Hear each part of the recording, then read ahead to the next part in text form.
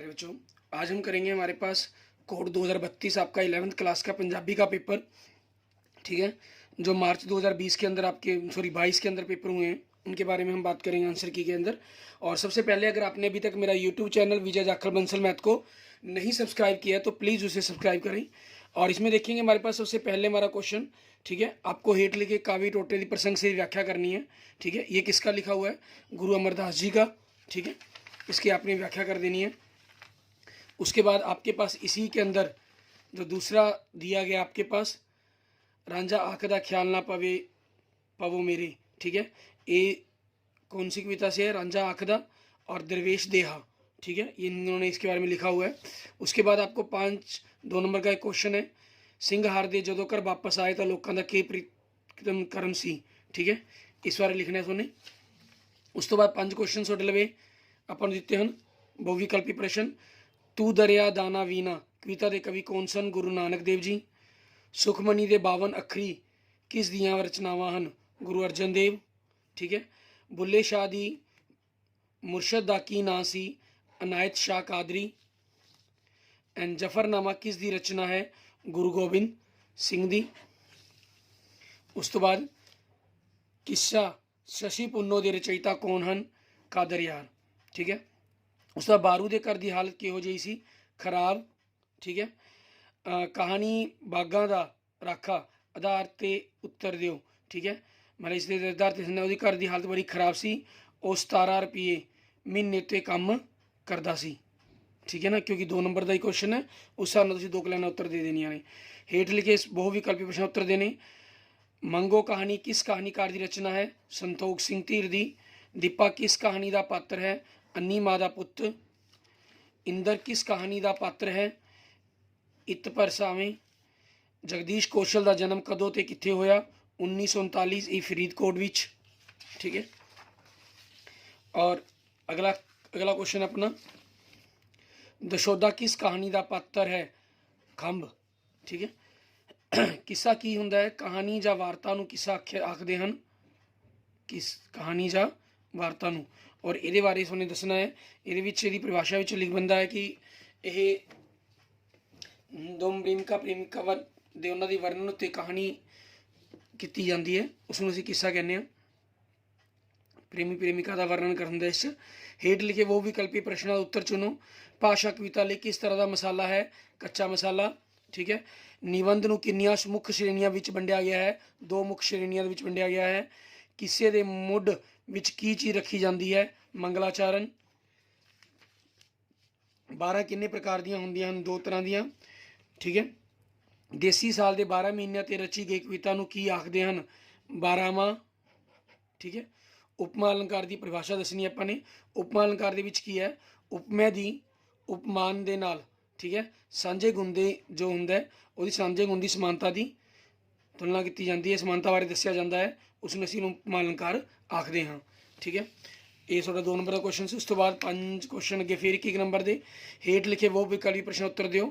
छंद किन्ने प्रकार के होंगे? 3 प्रकार के। ठीक है, दोहरा किस श्रेणी का छंद है? मात्रक छंद। रूपक अलंकार दियां मुख्य किस्मां किन्नियां हन? 2। मूँह सूहा गुलाब दे फुल वर्गा कावी सत्र विच केड़ा अलंकार है? उपमा अलंकार। ठीक है, बैंत केड़ी श्रेणी का छंद है? मात्रक श्रेणी का। ठीक है, उसका 2 सुने दसना है। मुरशद और मरीद के आपसी संबंधा उत्तर एक नोट लिखना है। ठीक है ना, इन 2 नंबर का क्वेश्चन हो जाएगा ਤੁਹਾਡਾ। फिर हेठ लिखे प्रश्नों के एक उत्तर एक शब्द विच दिओ।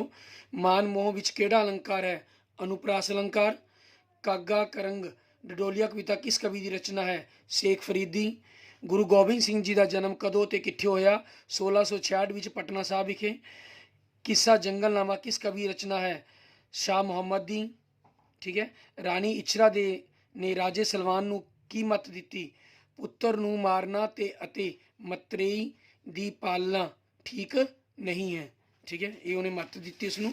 1 नंबर के क्वेश्चन का उत्तर देने से अपने। उस तो बाद 5 नंबर के हेठ लिखिया कहानियां विचों किसी एक का संखेप सार लिखना है। मंगो अन्नी माँ का पुत कार खिडौना। ठीक है, फिर उस 3 नंबर का क्वेश्चन आर्या सभ्यता बारे कहानीकार के की विचार हैं? कहानी बागा के राखा के आधार पर लिखना है अपने। हेठ लिखे प्रश्नों उत्ते 1 शब्द उत्तर लिखने ने। गोई कहानी किस दी रचना है? प्रेम प्रकाश दी। मरु मरु करना शब्द के अर्थ दसो। दुख रोवी जाना अदरली ते शाब्दिक अर्थ की हन? चपड़ासी। कार खिडौना कहानी किस दी रचना है? गुरबचन सिंह भुल्लर दी। शिवचरण दास किस कहानी का पात्र है? तिड़किया होया शीशा।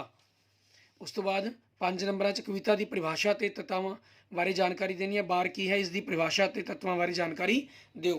ठीक है, इन्होंने दोनों चो आपाने क्वेश्चन करना 5 नंबर च।